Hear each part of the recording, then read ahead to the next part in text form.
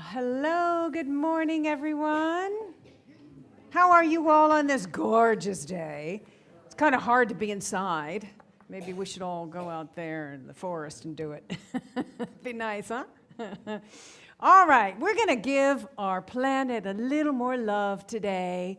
And as you might guess, we're going to focus that energy, that love, on our oceans, because the oceans do cover the majority of Earth.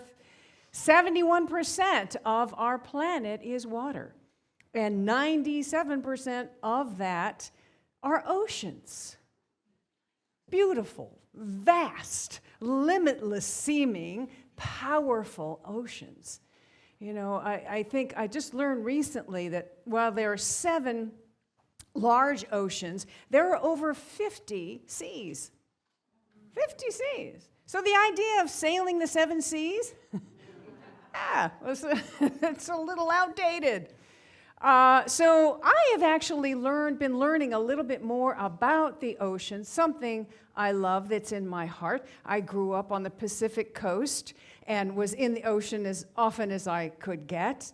I became a certified scuba diver and have scuba dived in various seas around and just love it. But, you know, I found that I really didn't know that much about the oceans until I started watching this Netflix documentary series about the oceans, narrated by none other than Barack Obama.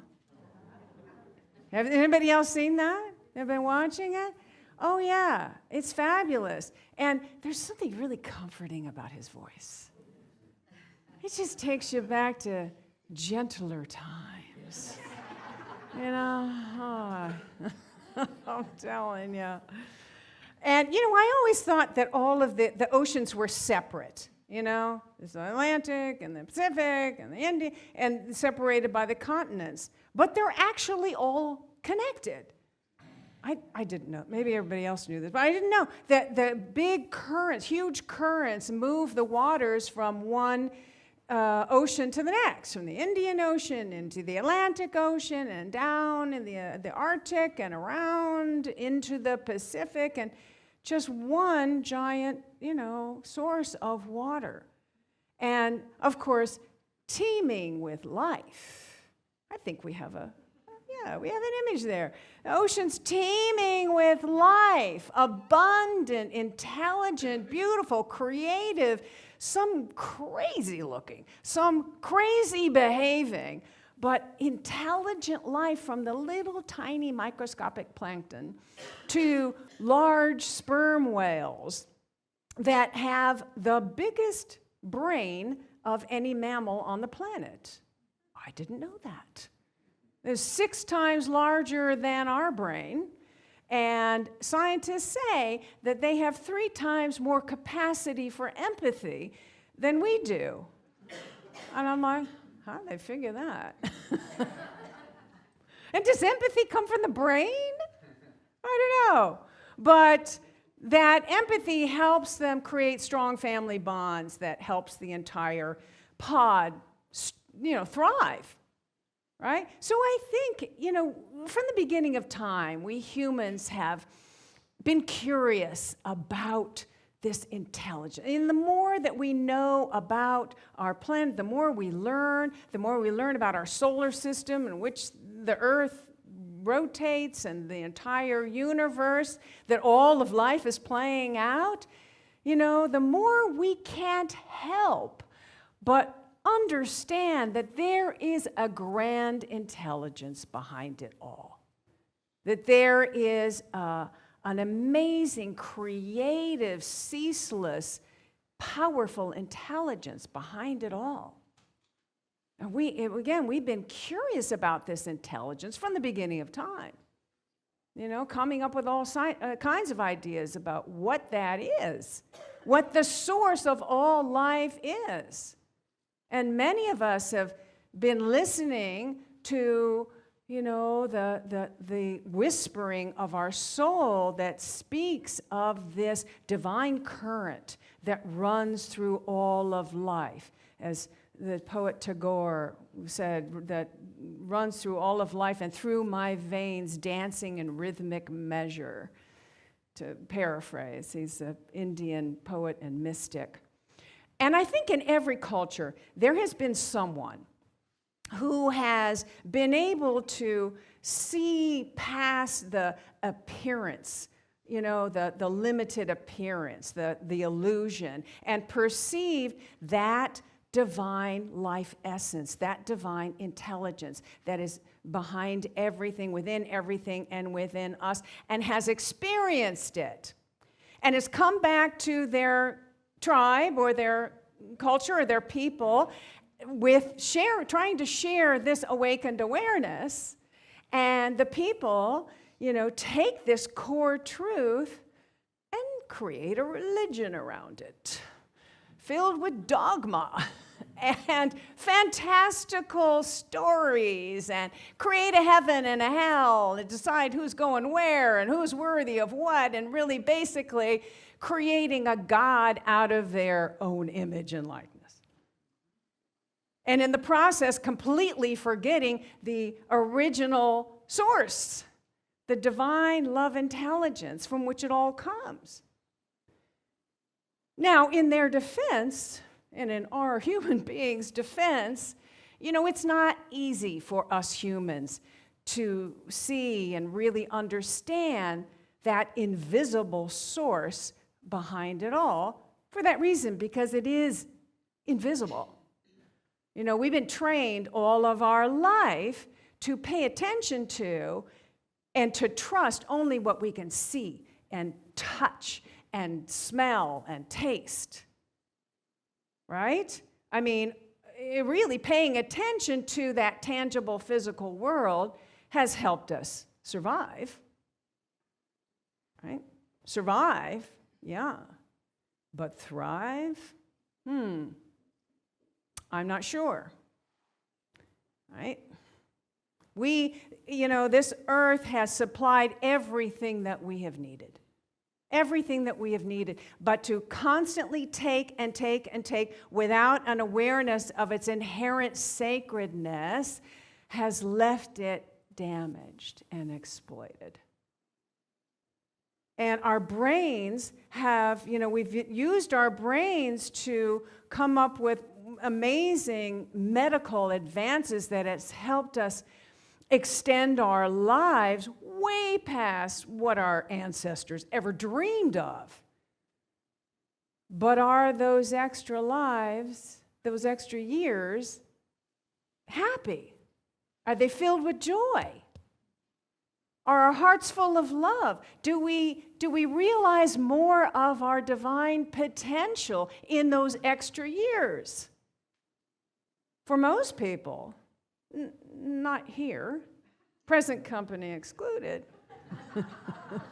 I know. But for most people, the answer is no, right? It's no. It's no. So survive, yes, but thrive? I don't know.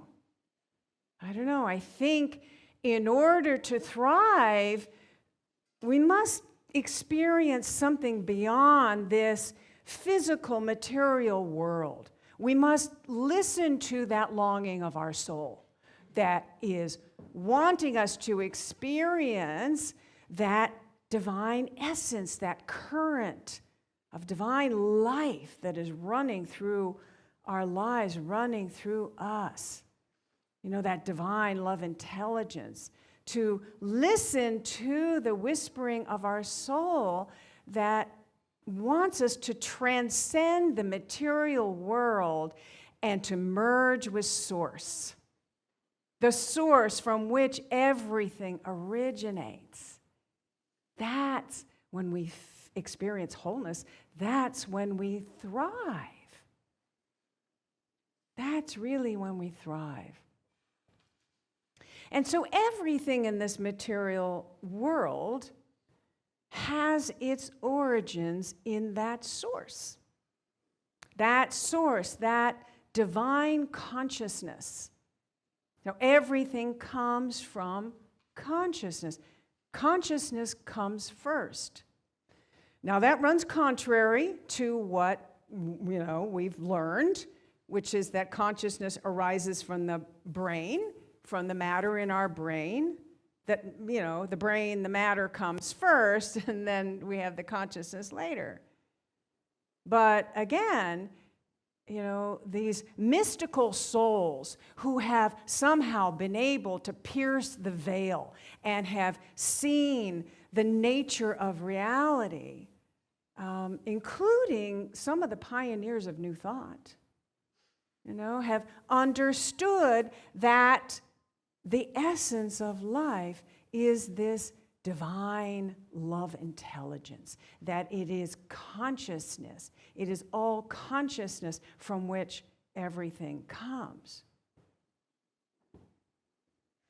And, just as the authors of the ancient Vedas, Jesus, Buddha, Lao Tzu, and others have known, and have expressed, right? Just as they have. So too have some scientists who have studied the basic building blocks of life. In the 1940s, the Nobel Prize-winning scientist,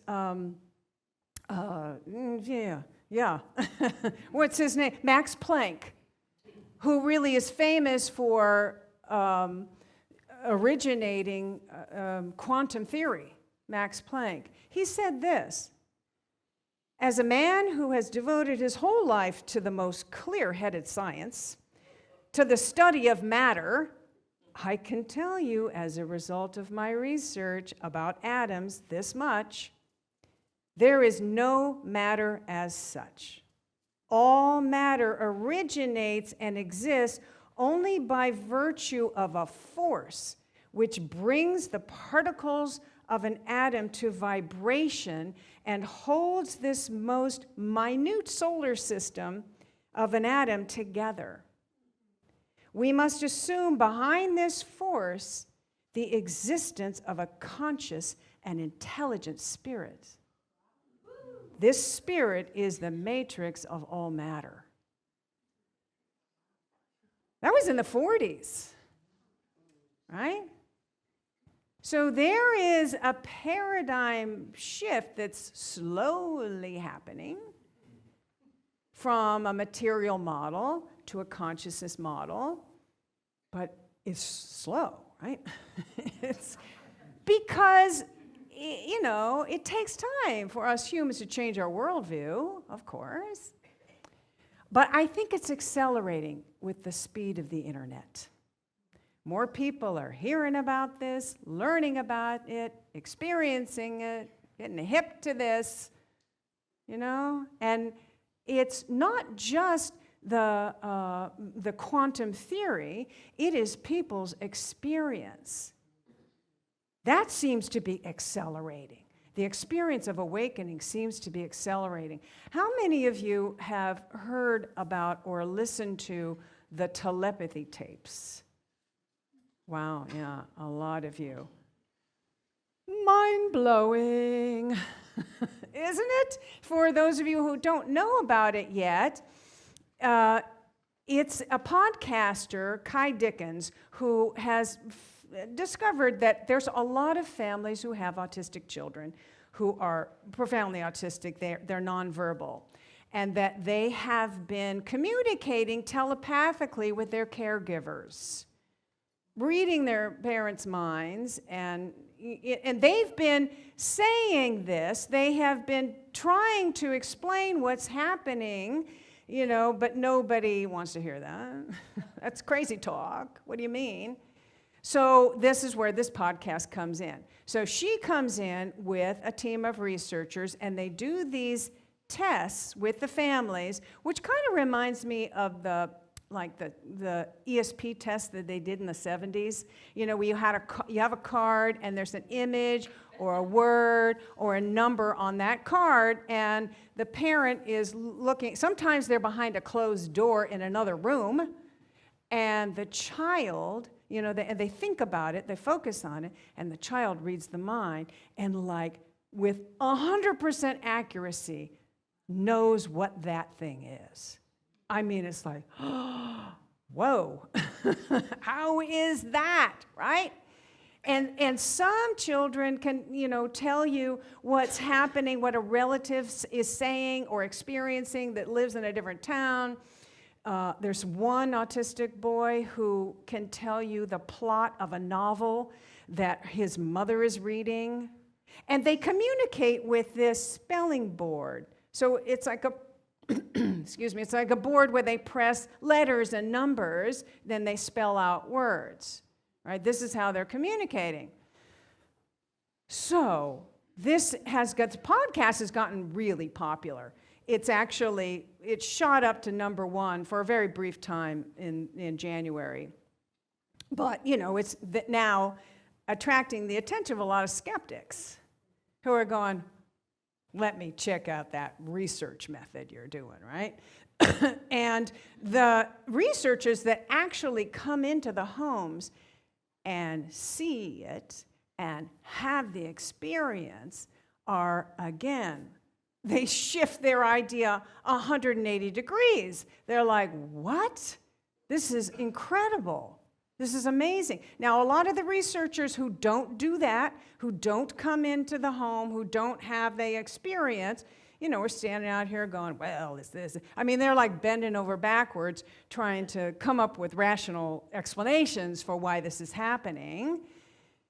Because it's difficult. It's challenging for status quo science, it changes our whole idea of how we understood how communication works. And really, basically, consciousness itself is shifting. So now the second season is about, she's interviewing some people who communicate with animals. And there's one in particular, it's kind of like a horse whisperer. And one example is that this horse had some kind of a skin issue, some skin disease, and the vets couldn't figure it out. They just didn't know, and it was getting worse. And so they brought in this communicator, this horse whisperer, and she communicated with the horse, and they discovered there was a communication that came back that said the bedding or the stuff that's in the stalls, Catherine, you probably know what that is, the horse was allergic to it. And all the other horses and all the stalls, it was fine. This is like what they basically use, but he was allergic to it. So they took out that stuff and replaced it with something else, and it cleared up, and there's story after story of amazing things, sick animals that have behavior issues, and somebody communicates with them, and then they make that adjustment, and the whole thing is good. There was one episode also of a man who learned to communicate nonverbally with his wife who had dementia, who was, at this point, nonverbal. And, he was trying to figure out, how can I move you? He had trouble moving her. And then got in touch with her, communicated, and then clearly heard her say, if you move me this certain way, you move my leg first, and it'll make it much easier. So they made that adjustment, which helped them both manage a little better in that situation. And then after she passed away, this guy went into memory care units and helped the loved ones communicate, what service, right? My God. So it's just extraordinary. If you get a chance, it will blow you away.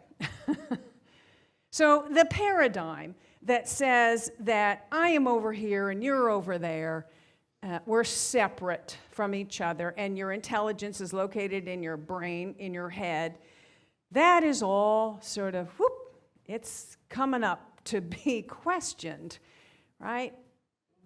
I don't know. And it's, again, it's not only the scientists that are with quantum theory that they're opening to, it's people's experiences, it is research that's being done, this podcast certainly, other material, the research that Joe Dispenza is doing, and also the original research that was done years ago with transcendental meditation, where they had a percentage of the population who meditated in a city, the crime rate dropped in that city.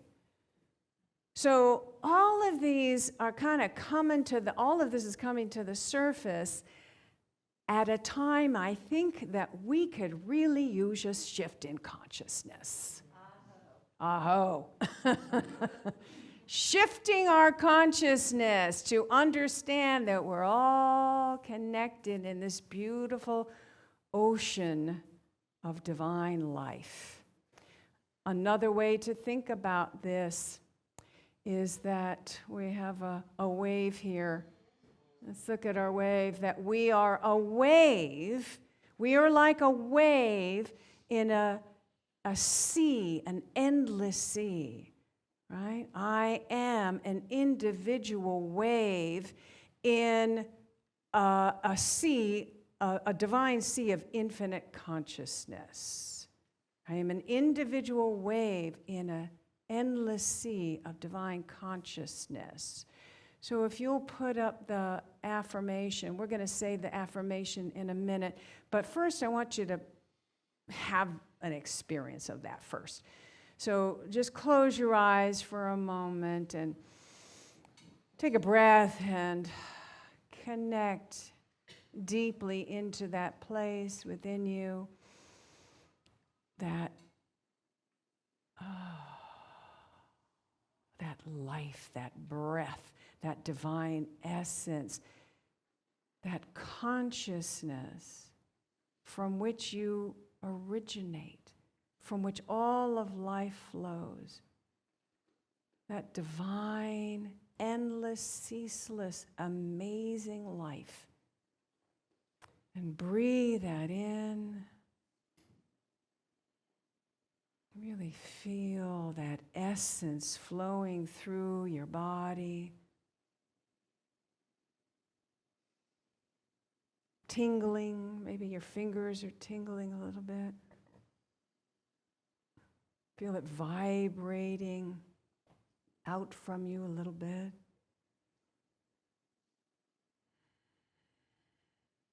Maybe merging into the person next to you, their vibration of this divine love essence.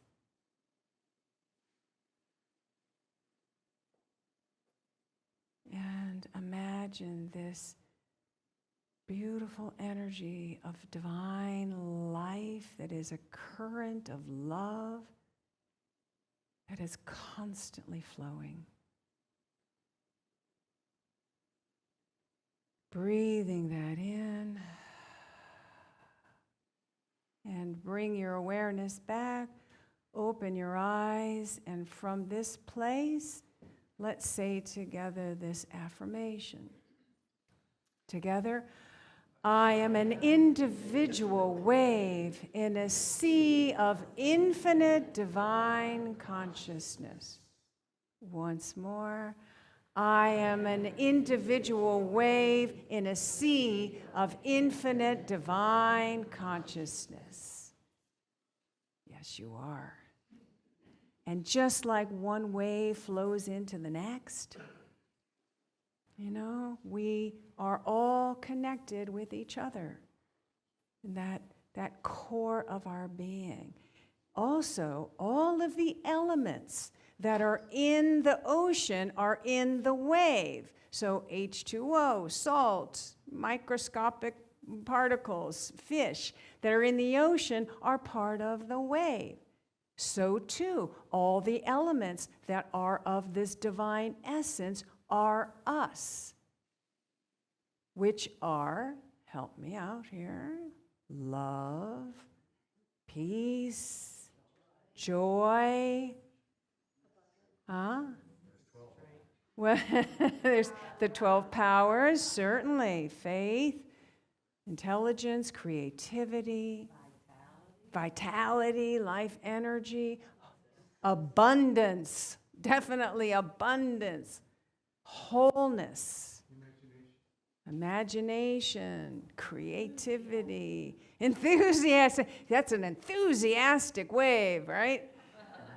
It's enthusiasm. All of those divine qualities are what we are. So I invite you to think about this week, that I am an individual wave in that sea of infinite divine consciousness, and think about what that divine consciousness is expressing as you. All right? Sound like a good idea to do this week? Yeah. All right. Namaste.